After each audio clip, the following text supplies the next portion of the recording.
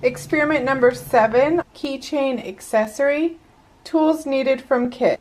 Mini bottle with green lid and black strap. Measuring spoon. A pipette. Colored polymer beads from experiment number 6 inside of the large test tube. Glow-in-the-dark potion, which is container number 9. Step number 1. Take the grown polymer beads from experiment number 6.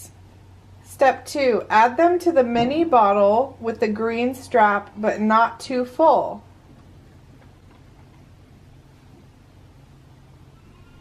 Once you have your polymer beads into your keychain container, use your pipette tube and add water to the keychain almost till the top.